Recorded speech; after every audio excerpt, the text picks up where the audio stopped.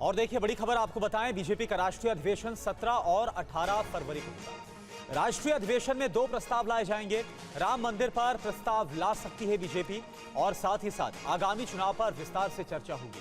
BJP का इस बार 370 सीटें जीतने का लक्ष्य है। एनडीए को 400 के पार पहुंचाने का लक्ष्य भी रखा गया है।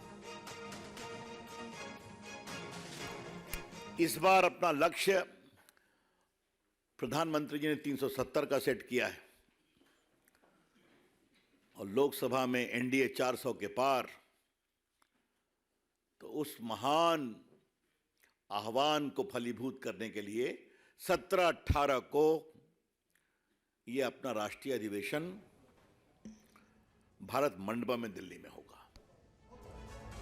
और इस वक्त की बड़ी खबर महाराष्ट्र से, अजीत पवार गुट को बड़ी राहत मिली है। अजीत पवार गुट को स्पीकर ने मान्यता दी हुई है। उन्होंने कहा कि अजीत गुट के पास शरद पवार से ज्यादा एमएलए हैं। 41 विधायकों का समर्थन है अजीत गुट को। अजीत गुट ही असली एनसीपी है, कहा स्पीकर राहुल नार्वेकर ने। अजीत पवार को 41 विधायकों का समर्थन हासिल है, इस वजह से ये ही असली एनसीपी है, ये कहा गया।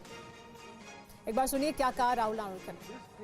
In the very nature of politics, and as we see it unfolding before our eyes, it is the reality of politics today. Surely every such action cannot qualify as defection within the meaning of the 10th schedule. The constitutional bench in the case of Kyoto Holoan versus Zuchilu and others has somewhat touched upon these aspects. I have referred to Kyoto and how Kyoto has dealt with these issues.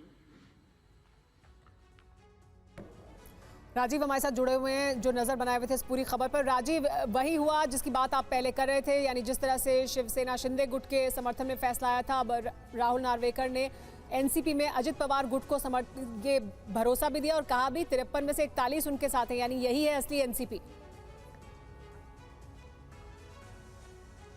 बिल्कुल, देखिए 2 बड़ी बातें निकलकर सामने आई है। एक तो अयोग्यता के मामले को लेकर पूरी तरह से नकार दिया, यानी कि एनसीपी अजीत पवार गुट के जिन मंत्रियों पर, जिन विधायकों पर अयोग्यता की तलवार लटक रही थी, उससे स्पीकर ने साफ तौर पर नकार दिया, यानी कि अब वो विधायक जो हैं बने रहेंगे। वहीं दूसरी तरफ एनसीपी किसकी है? अजीत पवार के हक में यह फैसला गया है और राहुल नार्वेकर ने जो बातें रखी है, जो तर्क दिया है, उनके मुताबिक एग्जीक्यूटिव कमेटी में जो मेंबर है वो 16 सदस्य हैं एनसीपी के, और संविधान के मुताबिक, यानी कि एनसीपी के संविधान के मुताबिक ये वो अस्थायी सदस्य हैं जिन्हें इस तरह का अधिकार नहीं है कि एनसीपी के हक में फैसला करे। शायद शरद पवार ने जब ये पार्टी बनाई थी तो उन्होंने भी ये नहीं सोचा होगा कि अगर उन अस्थायी सदस्यों को उन्हें ये हक देते जो वर्किंग कमेटी में होते हैं, तो शायद आज उन्हें ये दिन नहीं देखना पड़ता। क्योंकि अगर विधायकों की संख्या के हिसाब से अगर पार्टी का फैसला हो रहा है तो ये अजीत पवार के हक में जाना वाजिब है। राजीव, शरद पवार गुट का कोई रिएक्शन क्या सामने आया है कि अगला कदम उनका इसको लेकर कुछ होगा क्या?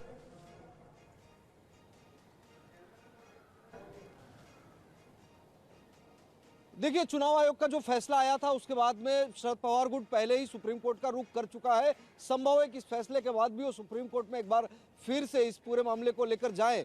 इस तरह की जानकारी एनसीपी शरद पवार गुट के सूत्रों के हवाले से आ रही है, लेकिन आधिकारिक तौर पर कोई बयान नहीं दिया। उनका साफ तौर पर कहना था कि उन्हें कुछ इसी तरह की अपेक्षा, क्योंकि शिवसेना के साथ में पहले इस तरह का फैसला हो चुका है, तो हमें बहुत ज्यादा अपेक्षा नहीं है। लेकिन बड़ी खबर महाराष्ट्र की सियासत से जुड़ी हुई राजीव हमें बता रहे हैं।